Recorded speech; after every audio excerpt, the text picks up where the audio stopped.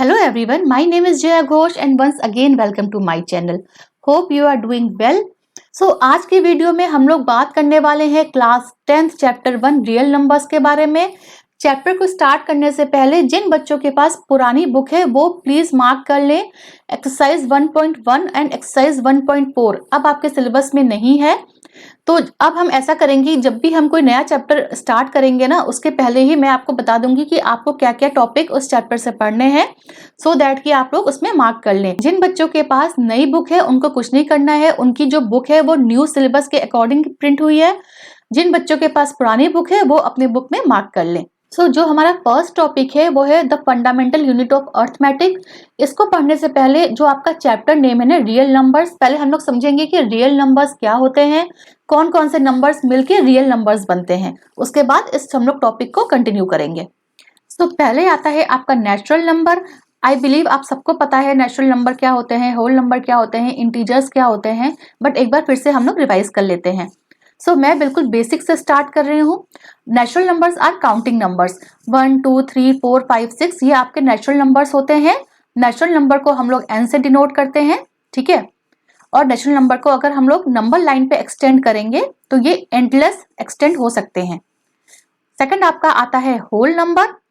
Whole number क्या होता है? नेचुरल नंबर के पहले अगर हम जीरो लगाते हैं उसको हम लोग बोलते हैं whole number. Natural number along with zero is called whole number. Whole number को हम लोग W से डिनोट करते हैं। तो ये जो आपकी नंबर लाइन है, नेचुरल नंबर के पहले हमने जीरो लगा दिया, it is called whole number. इसको ऐसे समझो कि होल नंबर की जरूरत क्यों पड़ी, क्योंकि अगर एक रूम बिल्कुल एम्प्टी है उसको डिनोट करने के लिए जीरो इंट्रोड्यूस किया गया, तो वहां से ये होल नंबर का कॉन्सेप्ट आया है, ठीक है। The smallest whole number is zero, ठीक है। नेक्स्ट है आपका इंटीजर्स। तो इंटीजर्स क्या होते हैं? The natural number their negatives along with zero is called integers। यहाँ पे देखो नंबर लाइन पे ये 1 2 3 4 5 इसको हम लोग एंडलेस आगे बढ़ा सकते हैं, ठीक है। ये हो गया आपका नेचुरल नंबर, जीरो आपका हो गया होल नंबर और नेचुरल नंबर विथ नेगेटिव्स, ठीक है। 1 का नेगेटिव -1, 2 का नेगेटिव -2, 3 का नेगेटिव -3, 4 का नेगेटिव -4 एंड 5 का नेगेटिव -5। तो ऐसे करके हम किसी भी नेचुरल नंबर के लिए नेगेटिव लिख सकते हैं। और ये पूरा आपका मिला के हो गया इंटीजर्स। इंटीजर्स को हम लोग डिनोट करते हैं Z से। होप ये सब आपने प्रीवियस क्लासेस में पढ़ा होगा। इसके बाद बात कर लेते हैं रैशनल नंबर्स की। रैशनल नंबर क्या होता है? दो अगर इंटीजर्स है ना तो इनके बीच में भी हम लोग नंबर लिख सकते हैं। जैसे 1 और 2 के बीच में आपका कहीं आएगा 1/2, ये 1/2 आया, तो इसको डिनोट करने के लिए भी तो कुछ चाहिए हमें, तो इसी को हम लोग बोलते हैं रैशनल नंबर। जो नंबर p/q के फॉर्म में लिख सकते हैं, where both p and q are integers, दोनों ही आपके इंटीजर होने चाहिए, उसको हम लोग बोलते हैं रैशनल नंबर, ठीक है। जैसे कि 3 है ना, तो 3 को हम लोग 3/1 के फॉर्म में लिख सकते हैं, 5 को हम लोग 5/1 के फॉर्म में लिख सकते हैं, -5 को हम लोग -5/1 के फॉर्म में लिख सकते हैं। तो ऐसा कोई भी नंबर जिसको हम लोग p/q के फॉर्म में लिख सकते हैं, q is not equal to 0, इस बात का ध्यान रखना, is called a rational number. तो rational number is a form of fraction where denominator should not be equal to 0। अब बात करते हैं इरैशनल नंबर की। इरैशनल नंबर क्या होता है? वो नंबर जिनको हम लोग p/q के फॉर्म में नहीं लिख सकते हैं, उसको हम लोग बोलते हैं इरैशनल नंबर। जो नंबर रैशनल नहीं हुआ वही तो इरैशनल नंबर हो गया। तो जो नंबर p/q के फॉर्म में नहीं लिख सकते हैं उसको हम लोग बोलते हैं इरैशनल नंबर। देखो यहाँ से समझो कि पाई की जो वैल्यू होती है वो होती है आपकी 22/7। इसको अगर हम लोग डेसिमल फॉर्म में लिखेंगे तो हमें आंसर मिलेगा 3.1415। ये आपका non terminating non repeating decimal number है, जो कि आपका रिपीट नहीं हुआ है, डजंट टर्मिनेट और रिपीट, ठीक है। इसको हम लोग बोलेंगे रैशनल नंबर। इट मीन्स कि इस नंबर को आप कुछ भी कर लो, p/q के फॉर्म में नहीं लिख सकते हो। ऐसा कोई भी नंबर जिसको कि आप फ्रैक्शन फॉर्म में नहीं लिख सकते हो उसको हम लोग बोलते हैं इरैशनल नंबर, ठीक है। तो आपका एग्जाम्पल पाई हो गया, √3 हो गया, √5 हो गया, these all are irrational number. लेकिन एक चीज देखो, अगर √4 है तो इसका आंसर क्या आएगा? इसका आंसर आएगा +-2। इट मीन्स ये क्या हो गया? +2 और -2, ठीक है। तो +2 को अगर लिखेंगे क्या लिखेंगे? +2/1 -2/1 हो गया ना p/q का फॉर्म। इट मीन्स जो कि आपके रैशनल नंबर में परफेक्ट स्क्वायर नंबर, अगर हम उसको सॉल्व करेंगे और परफेक्ट स्क्वायर नंबर आते हैं तो उनको हम लोग रैशनल नंबर की कैटेगरी में रखते हैं, ठीक है। जैसे कि √4, √16 कितना आएगा, +-4, this is also rational number, this is not irrational number. ये गलती मत करना, जो नंबर परफेक्ट स्क्वायर होते हैं वो हमेशा रैशनल नंबर ही होते हैं, ठीक है। So this is all about numbers. सारे नंबर्स को एट अ ग्लांस एक बार देख लेते हैं। देखो क्या होता है, रियल नंबर्स को अगर हमारा सुपर सेट है, सबसे बड़ा सुपर सेट हमारा रियल नंबर्स होता है। रियल नंबर्स को 2 पार्ट में डिवाइड कर सकते हैं। कौन कौन से होते हैं, rational number denoted by Q and irrational number, ठीक है। अब रैशनल नंबर के अंदर क्या क्या आ जाता है, नेचुरल नंबर, काउंटिंग नंबर जिसको बोलते हैं हम लोग। Natural number along with 0 is whole number. Natural number their negative and 0 is called an integer. और फिर we can insert more numbers between 2 integers, वो होता है आपका रैशनल नंबर। तो ये मिलके बनता है एक ग्रुप, और आपका इरैशनल नंबर जो होता है वो आपका अलग बन जाता है। रैशनल नंबर को हम लोग P/Q के फॉर्म में लिख सकते हैं, और where Q is not equal to 0। और जिस नंबर को हम लोग P/Q के फॉर्म में नहीं लिख सकते हैं उसको हम लोग बोलते हैं irrational number. So this is all about the numbers. अब हम लोग आगे बढ़ते हैं और सीखते हैं कि the fundamental unit of arithmetic का कॉन्सेप्ट क्या होता है। The fundamental theorem of arithmetic, इसको पढ़ने से पहले सबसे पहले समझते हैं कि prime number and composite number क्या होते हैं, ठीक है।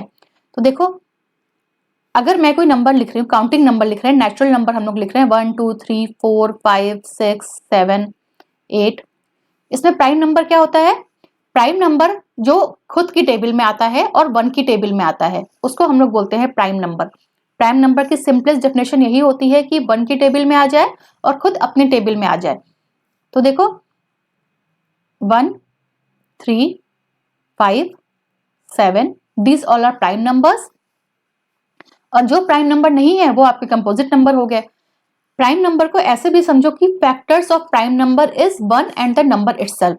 इट मींस कि अगर हमें 3 के फैक्टर्स निकालने हैं तो क्या आएगा, 1, 3, ठीक है, 1 तो आई गई और 3 आएगा।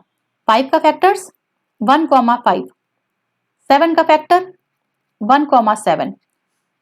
सिमिलरली अगर हमें 8 का फैक्टर निकालना है तो 8 किस किस टेबल में आता है, 1 की टेबल में आएगा, 2 की टेबल में आएगा, 4 की टेबल में आएगा एंड 8 की टेबल में आएगा। तो जिन नंबर्स के factor 1 and the number itself is called prime number, और जिस नंबर के फैक्टर मोर देन 2 फैक्टर्स होते हैं उनको हम लोग बोलते हैं composite number. According to the fundamental theorem of arithmetic, every composite number can be written or factorized as the product of prime, and this factorization is unique apart from the order in which the prime factors occur। ये क्या कह रहा है कि every composite numbers को अगर हम लोग फैक्टराइज करेंगे उसके प्राइम फैक्टर्स में जो ऑर्डर होगा ना वो आपका यूनिक आएगा। किससे जाएगा ये आपका, 3 से जाएगा पहले, तो 3 3 जा 9, 3 5 जा 15, अब 35 जाएगा 5 से, प्राइम फैक्टर निकालना आता होगा आप लोगों को, फिर 5 7 जा 35, अब ये 7 में जाएगा। देखो 3 5 7 जो है वो हमारे तीनों ही प्राइम नंबर हैं, ठीक है। तो अब हम इसको ऐसे लिखेंगे 105 is equal to 3 into 5 into 7, okay. इसको हम ऐसे लिख सकते हैं 5 इंटू 3 इंटू 7, या फिर 7 इंटू 5 इंटू 3। तो we can write in many ways, लेकिन ये देखो तो हमने यहाँ पे ऑर्डर को फॉलो नहीं किया, हम किसी भी ऑर्डर में लिख दें but the factor should be prime number. तो ये आपका होता है the fundamental theorem of arithmetic. तो ये देखो कि 105 हमारा कंपोजिट नंबर था, उसको हमने फैक्टराइज किया। कैसे फैक्टराइज किया, product of prime numbers and which is unique, ठीक है। और जो प्रोडक्ट है उसको हम किसी भी ऑर्डर में लिख सकते हैं। तो this is your fundamental theorem of arithmetic. Fundamental theorem of arithmetic का यूज हम लोग कहाँ करते हैं, किसी भी दो नंबर्स के एलसीएम और एचसीएफ को निकालने में फंडामेंटल थ्योरम ऑफ अर्थमेटिक का यूज होता है, ठीक है। चलो देखते हैं कहाँ पे यूज होता है, एप्लीकेशन क्या है फंडामेंटल थ्योरम ऑफ अर्थमेटिक का। Let's find LCM and HCF of 6 and 20 by using prime factorization method. Prime factorization of 6 को अगर हमें प्रोडक्ट ऑफ प्राइम नंबर्स के रूप में लिखना है तो कैसे लिखेंगे, 6 पहले ऐसे देख लो, 2 से गया 3 से फिर 1, तो इट मीन्स क्या हो गया, ये 6 2 इंटू 3। 20 को लिखना है अगर प्रोडक्ट ऑफ प्राइम नंबर्स में तो कैसे लिखेंगे? 20, 2 से 10 आएगा, ठीक है। फिर 2 से लेके जाएंगे 5, अगेन 5, अब 5 से लेके जाएंगे तो कितना आएगा ये? 1। तो इसको कैसे लिखेंगे? 2 इंटू 2 इंटू 5। यहाँ पे 2 और 3 दोनों ही हमारे प्राइम नंबर्स है और सेकंड प्राइम फैक्टराइजेशन 20 के लिए भी 2 इंटू 2 इंटू 5, जो तीनों फैक्टर्स हैं वो हमारे प्राइम नंबर्स हैं, ठीक है। अब अगर हमें एलसीएम निकालना होगा तो एलसीएम में हम लोग क्या करते हैं? दोनों में जिनकी हाईएस्ट पावर है वो कंसिडर करते हैं। देखो यहाँ पे 2 जो है वो 2 टाइम्स आया है ना, तो हम लोग यहाँ पे 2 को 2 टाइम्स लिख देंगे। फिर एक बार 3 आया है, 3 को लिख देंगे। फिर 5 आया है, 5 को लिख देंगे, ठीक है। तो एलसीएम कितना हो गया हमारा? 2 2 जा 4, 4 3 जा 12, 12 5 जा 60, ये हमारा हो गया एलसीएम। सो हमने यहाँ पे एलसीएम में क्या किया? The product of the greatest power of each common factor, ठीक है, यहाँ पे ये लिख दिया। और एचसीएफ में क्या करेंगे? The product of the smallest power of each common factor. तो कॉमन फैक्टर क्या है? 6 और 2 में सिर्फ 2 ही तो है, और स्मॉलेस्ट पावर लेंगे, इट मीन सिर्फ 2 जो है वो एक बार आएगा। तो ये आपका हो गया एचसीएफ। एलसीएम हो गया 620 का 60 और एचसीएफ जो आ गया वो आ गया आपका 2। ओके, इसको हम लोग और भी समझेंगे जब हम लोग इसके एक्सरसाइज के क्वेश्चंस करेंगे। अब नेक्स्ट है relation between LCM and HCF. देखो एलसीएम ऑफ 6 एंड 20 का कितना आया था? 60 आया था, हमने देखा था ना ऊपर 60 आया था। एचसीएफ कितना आया था? 2 आया था, ठीक है।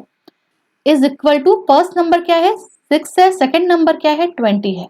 सॉल्व करो, 60 इंटू 2 120, इधर भी 6 इंटू 20 120, ठीक है। तो हमने यहाँ पे क्या देखा कि अगर हमें कोई भी 3 चीज गिवन रहेगी, LCM, HCF, first number, second number, इनमें से अगर हमें कोई भी 3 चीजें गिवन होती है ना, तो हम एक की वैल्यू निकाल सकते हैं।